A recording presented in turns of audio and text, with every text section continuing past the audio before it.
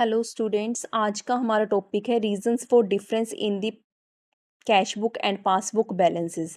Bank reconciliation statement is prepared because there is a difference in the balance shown by the cash book and the passbook. जो bank reconciliation statement है ना, वो इसलिए prepare किए जाते हैं क्योंकि कैश बुक के बैलेंस एंड पासबुक के बैलेंस में कुछ ना कुछ डिफरेंस आता है। और आज हम उन रीजंस को डिस्कस करेंगे जिसकी वजह से कैश बुक एंड पासबुक के बैलेंसेस में डिफरेंस आता है। सो फर्स्ट हमारा जो रीजंस है वो है cheque paid deposit into bank but not yet collected by the bank. Cheque deposit करवा दिया गया बैंक में, ठीक है, बट बैंक ने अभी तक कलेक्ट नहीं किया है। और जब चेक डिपॉजिट करवाया गया, हमने अपनी कैश बुक में एंट्री कर ली है, कैश बुक के बैलेंस को इंक्रीज कर लिया है, बट पासबुक में उसकी एंट्री नहीं हुई है, तो पासबुक का बैलेंस डिक्रीज हो रहा है, मतलब कम दिखाई दे रहा है as compare to cash book. Second reason है cheque issued but not presented for payment. Cheque issued कर दिया गया, ठीक है, हमने कैश बुक में उसकी एंट्री कर लिया, हमने अपनी कैश बुक को डिक्रीज कर लिया है, बट बैंक में अभी तक पेमेंट के लिए प्रेजेंट नहीं हुआ है।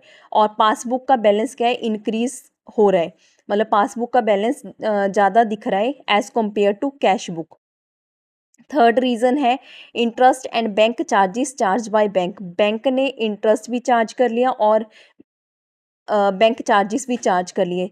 तो बैंक ने अपनी पासबुक में एंट्री कर ली है, पासबुक का बैलेंस कम कर दिया है, बट कैश बुक को इसकी कोई इन्फॉर्मेशन नहीं थी। कैश बुक का बैलेंस इंक्रीज मतलब बढ़ा हुआ दिखाई दे रहा है as compare to passbook. Fourth है interest credit by the bank in the current account. Interest credit कर दिया गया कहाँ पे, बैंक कस्टमर के करंट अकाउंट में, और पासबुक में उसकी एंट्री हो गई है। पासबुक का जो बैलेंस है वो बढ़ा हुआ है, इंक्रीज हुआ हुआ है as compare to cash book. Cash book का बैलेंस कम दिखाई दे रहा है। फिफ्थ है interest and dividend on investment collected by bank. Bank ने इंटरेस्ट और डिविडेंड को क्या किया है, कलेक्ट कर लिया है, और उसकी पासबुक में एंट्री हो गई है। पासबुक क्या है, इंक्रीज कर ली है, और कैश बुक में उसकी एंट्री नहीं हुई है। कैश बुक का बैलेंस क्या है, डिक्रीज हुआ हुआ है as compare to passbook. Number 6 cheque received but omitted to be bank. Cheque तो रिसीव कर लिया है बट उनको बैंक में भेजना क्या है, भूल गए। तो चेक रिसीव किया है, उसकी एंट्री कैश बुक में हुई है, कैश बुक में का बैलेंस इंक्रीज कर लिया है, और पासबुक में भेजना भूल गया है, तो पासबुक का बैलेंस क्या है, डिक्रीज दिख रहा है। तो पासबुक का बैलेंस कैश बुक के अकॉर्डिंग क्या है, कम दिखाई दे रहा है। सेवंथ है direct payment into the bank. कुछ कस्टमर है जिन्होंने डायरेक्टली पेमेंट कर दी है बैंक में, ठीक है, तो पासबुक में उसकी एंट्री हो गई है, पासबुक का बैलेंस इंक्रीज हो गया है, और कैश बुक को उसके बारे में कोई इन्फॉर्मेशन नहीं थी, और कैश बुक का बैलेंस डिक्रीज है as compare to passbook. Number 8 payment made by bank on behalf of our customer. Customer के बिहाफ पे बैंक ने क्या है, पेमेंट कर दी है, ठीक है, तो बैंक ने पेमेंट कर दिया, बैंक ने अपनी पासबुक में एंट्री भी कर ली, पासबुक का बैलेंस डिक्रीज कर दिया है, बट कैश बुक को इसकी इन्फॉर्मेशन नहीं थी, कैश बुक का बैलेंस इंक्रीज हुआ है as compare to passbook. Number 9 bill discounted by the bank on behalf of the customer. Bill collected by the bank on behalf of the customer. Customer के behalf पे bills को collect किया है किसने, bank ने, तो बैंक में उसकी एंट्री हो गई है, बैंक पासबुक का बैलेंस क्या है, इंक्रीज कर लिया है as compare to cash book. Cash book में उसकी एंट्री नहीं हुई है, और कैश बुक का बैलेंस क्या है, कम दिख रहा है।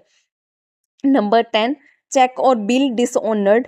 ठीक है, चेक और बिल को क्या कर दिया, डिसऑनर कर दिया बैंक ने, ठीक है, बैंक ने अपनी पासबुक में क्या कर दिया, डिक्रीज कर दिया, मतलब पासबुक का बैलेंस कम कर लिया है, और कैश बुक को इसकी कोई इन्फॉर्मेशन नहीं थी, कैश बुक का बैलेंस इंक्रीज हुआ है as compare to passbook. Number 11 wrong debit और क्रेडिट गिवन बाय बैंक। जब बैंक रोंग डेबिट करता है ना और क्रेडिट करता है, तो उसकी वजह से भी डिफरेंस आता है कैश बुक एंड पासबुक के बैलेंस में। जब बैंक क्या करता है, रोंगली डेबिट करता है, ठीक है, तो पासबुक का बैलेंस क्या है, डिक्रीज हो जाता है, और कैश बुक का बैलेंस क्या है, इंक्रीज होता है। और जब रोंगली क्रेडिट करता है तो पासबुक का बैलेंस क्या होता है, इंक्रीज होता है, और कैश बुक का बैलेंस क्या होता है, डिक्रीज होता है।